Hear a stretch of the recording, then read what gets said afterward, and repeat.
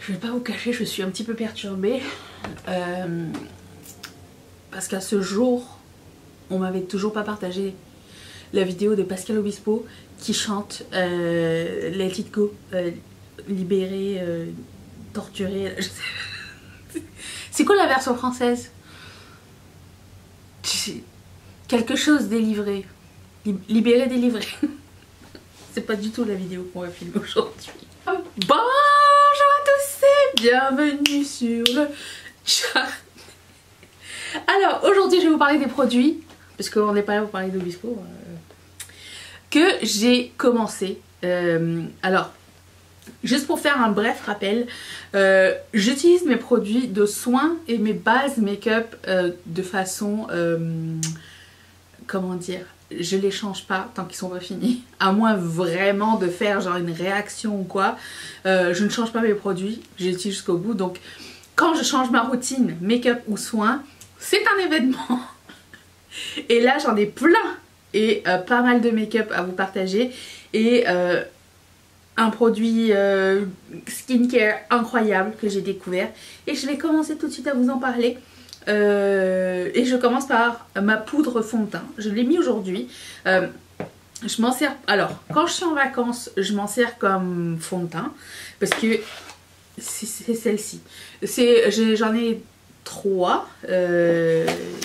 J'en ai un dans ma trousse de toilette de vacances. J'en ai un ici neuf et j'en ai un ici que j'ai ouvert assez récemment. Il est déjà pané d'ailleurs. Vous allez le voir ici. Je le mets en ce moment parce que ma base de teint, j'aurais dû commencer par ça parce qu'elle est nouvelle aussi, mais ma base de teint est pas très opaque, donc je mets ça par dessus et je m'en sers aussi pour fixer ma base à paupières quand je sais que je vais mettre des fards gras style Adept, style Earnestly Cosmetics, style Oden's Eye, enfin surtout les fards à effet de marque Indie pour moi sont un peu grasses, donc je mets ça par dessus ma base. Aujourd'hui je l'ai pas mise, j'ai mis un fard de chez, j'ai mis une palette de chez Ace Beauté, c'était la vidéo d'hier si ça vous intéresse, tout ce maquillage. Mais je suis très satisfaite de cette poudre. Alors vous pouvez l'utiliser seule comme je disais.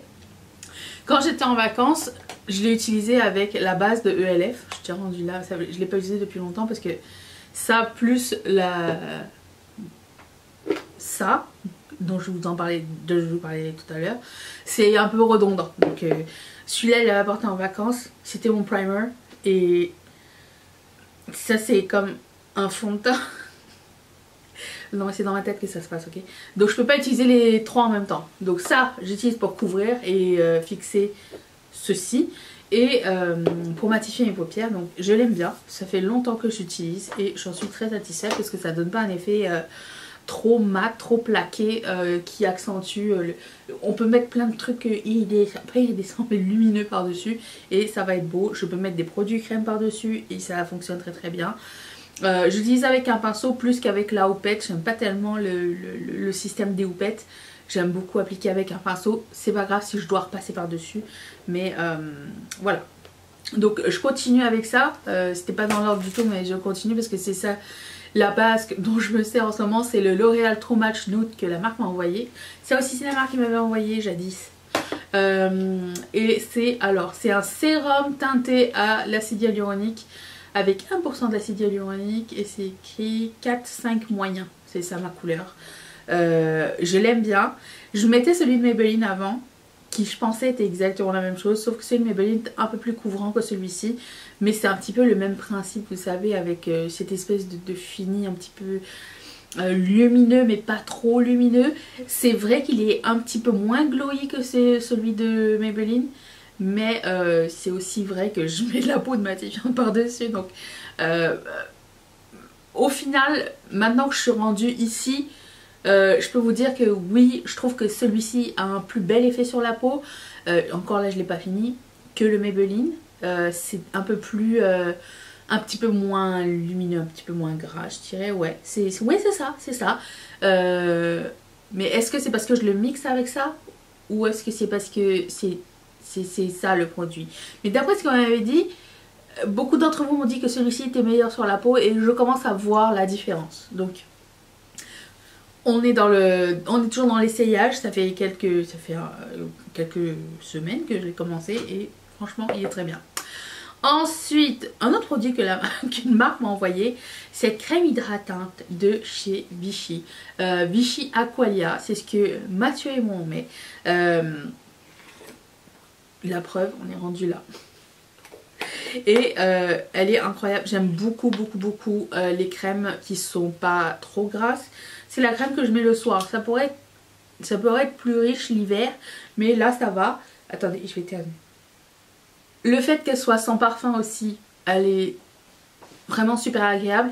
Et c'est une crème style gel, pas une crème hydratante très épaisse. J'aime beaucoup ce style de crème, c'est mes préférés. Ma peau est très sensible aux crèmes et aux produits très lourds, dans le sens où elle va finir par faire...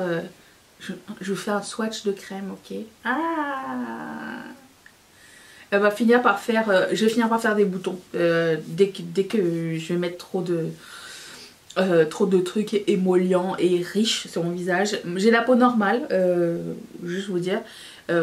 Mais pour le moment, les crèmes gel, c'est mes préférés. Ensuite, j'ai un nouveau gel douche. Vous savez que j'ai fini celui de Body Shop à la fraise, que j'ai pas tellement aimé du tout. Du coup, j'ai Body Shop Coconut. J'avais passé une grosse commande l'année dernière. Et celui-ci est vraiment cool. Celui-ci, j'aime bien l'odeur. Ça sent très bon. C'est très réconfortant. Et je ne peux que recommander si vous aimez le coco. Ça c'est un bon gel douche. Après, je pense que je vous présente rien de nouveau. Hein. C'est vieux ces trucs-là, mais... on n'a plus de Body Shop ici à Montréal, ou alors très peu. Ils ont tous fermé, maintenant on veut juste acheter en ligne, donc c'est un petit peu aussi... j'ai pas le réflexe d'y aller, mais j'avais passé une grosse commande, donc il m'en reste encore d'autres saveurs à tester. Ensuite, le cleanser magique. J'avais peur, je l'ai acheté au Japon. Et j'avais peur parce que c'était écrit genre éclaircissant et tout ça, mais après ça j'ai vu c'était écrit Dark Spot C. Et c'est écrit quelque chose vitamine C. Alors j'ai fait une tache de maquillage dessus, je sais pas pourquoi. C'est celle-ci, ok. Rappelez-vous quand je suis revenue du Japon, j'avais plein de boutons, surtout à ce niveau-là. Plein de cicatrices, plein de taches. Et ça me faisait un petit peu chier. Et je sais que c'était dû au cleanser de chez Clinique. Le Take the Day Off. Je l'avais apporté parce que je l'avais en mini, mais c'était très nocif pour ma peau.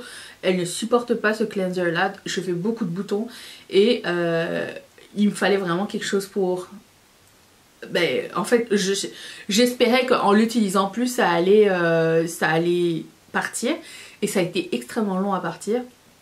Notamment les taches. Ma peau est très prone aux taches pigmentaires après les boutons. Et dès qu'il est sorti ça... Je vous mens pas. Et vous le savez que j'ai rien à gagner parce que je l'ai acheté moi-même. J'ai pas de lien affilié ou quoi aux caisses. Mais je sais qu'on peut le trouver sur YesStyle. Et et bientôt, je vais faire une commande chez YesStyle. Et je vais en recommander genre 5. Ok. Quoique 5 c'est pas nécessaire parce que vous n'avez pas besoin d'utiliser beaucoup. Genre ça c'est suffisant. Ça mousse. Ça sent l'agrume. Ça sent l'agrume, c'est vraiment super agréable. Et dès la première utilisation, cette partie-là, je pense que disons que le niveau de tâche est passé de 10, qui était comme le plus taché, à allez, 5.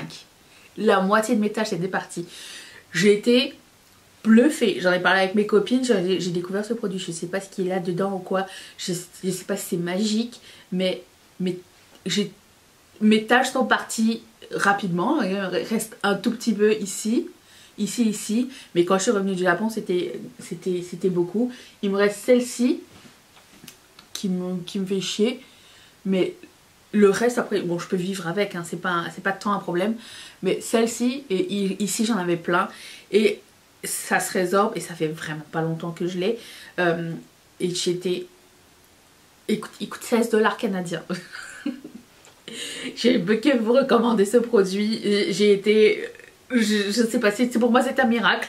Donc je vais que le racheter à l'avenir. En plus de ça, je m'en sers pour faire mon double cleanser. Je me lave le visage avec. Mais aussi le soir, je me démaquille après avoir mis mon baume hydratant sur le visage. Enfin,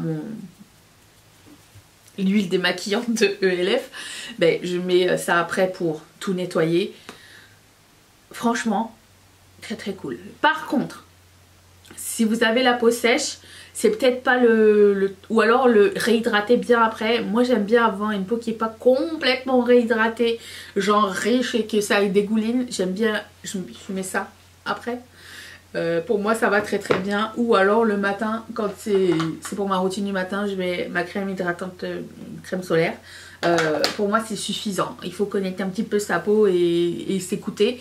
Mais ça, Dark Spot de la marque Goudal, c'est écrit ici. Green Tangerine V Cleansing Foam, incroyable. Moi je cherche toujours des trucs qui enlèvent les taches. Pour moi c'est le plus gros, c'est la plus grosse partie à viser. Je dirais que les rides, c'est pas quelque chose qui me stresse. Je sais que j'en ai trouvé une au Japon ici ou ici.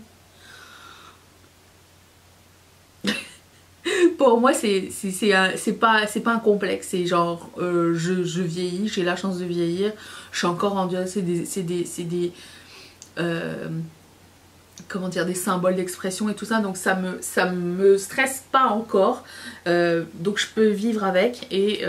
Mais les taches ça me fait chier parce que je me maquille en fait, en gros, mais ça me fait pas chier au point où je vais pas sortir sans maquillage. Ça me dérange pas de sortir sans maquillage, c'est juste que quand je me maquille j'aime bien que bon, ce soit uniforme. Voilà, en gros c'est ça. Ensuite j'ai changé mon parfum. Et vous savez que je change pas de parfum très souvent, enfin je change de parfum un par un parce que chaque parfum me rappelle une période de ma vie. Donc quand j'utilise tel parfum, si un jour je le ressens, ça va me rappeler un souvenir. Pour moi c'est comme ça que je fonctionne. Mais là je suis tombée sur je suis retournée à un vieux parfum. Parce que, pour la petite histoire, ma mère avait gagné un paquet cadeau, genre un panier cadeau à la pharmacie. Et dans le panier cadeau, j'ai regardé, elle m'a envoyé la photo, j'ai regardé, j'ai dit il y a mon parfum là. Et elle me l'a donné.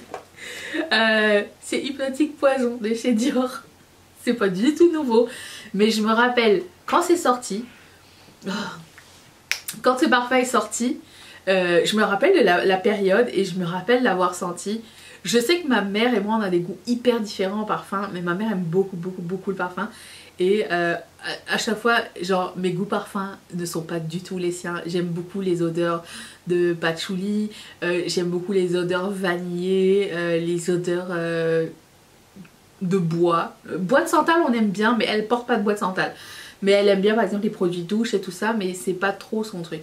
Et moi, cette odeur, oh là là, ça me rappelle des souvenirs, premièrement, parce que mais c'est aussi un incroyable parfum, je l'adore, je l'ai mis. Et ma soeur quand je l'ai vue cette fin de semaine, elle l'a senti sur moi, elle a fait t'as remis Hypnotique Poison, c'est trop ton odeur.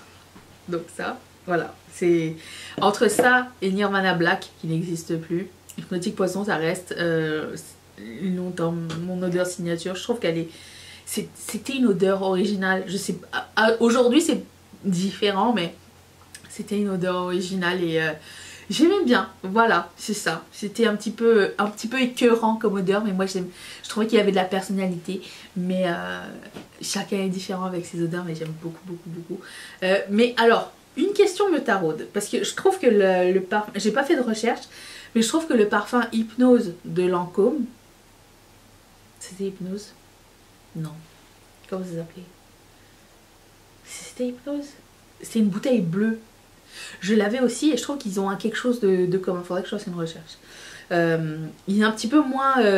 c'est un petit peu moins un classique que lui. Il est devenu plus classique que le Poison. Poison, je me rappelle plus exactement de l'odeur. Je sais que ma mère aimait pas du tout. C'est tout ce que je me rappelle. Mais Hypnotique Poison, c'était plus jeune à l'époque où c'est sorti. Jadis. Ensuite, j'ai changé de mascara. J'ai changé de mascara pour le même mascara. Puisque j'avais cette version-là, mes versions waterproof. Et j'ai pioché au hasard. Je pioche toujours au hasard. Et j'ai pris le Surreal, The Falsies Surreal de Maybelline. Et c'est celui-ci qui n'est pas waterproof. C'est ce que j'ai mis aujourd'hui. Je l'aime bien. Je le mets toujours avec le Sky High Primer que j'adore. Mon primer préféré à ce jour. Donc ça. Et aussi j'ai changé, j'ai fini mon spray fixateur. Donc j'ai changé, je suis revenue à Fix Plus. J'avais le choix, j'en avais plusieurs. Puis c'est lui que j'ai pris c'est lui que j'ai pioché. Mais l'odeur du Fix Plus, on aura beau dire, c'est toujours c'est une odeur... je sais pas, moi c'est une odeur, ça me rappelle quand je faisais les cours de make-up et tout. Ah, ça sent trop bon. Alors surtout que je reviens du spray de Urban Decay qui pue la mort là. Celui-ci, ça va. Je l'aime trop. J'aime beaucoup l'effet qu'il donne, j'ai mis aujourd'hui. Et voilà. Beaucoup moins glowy que l'autre qui était intense. Je l'achèterai pas. L'autre c'était Urban Decay qui m'a envoyé. Et ensuite, je viens tout juste de changer de eyeliner puisque j'ai fini mon eyeliner qui était dans mon Project Pan, mais vous le savez pas encore puisque je l'avais pas encore dit. Donc, je l'ai changé pour celui-ci, celui que j'ai mis aujourd'hui. C'est le Sigma Liquid Pen Eyeliner. Encore une fois, j'ai pris le premier qui était là, le premier du bord.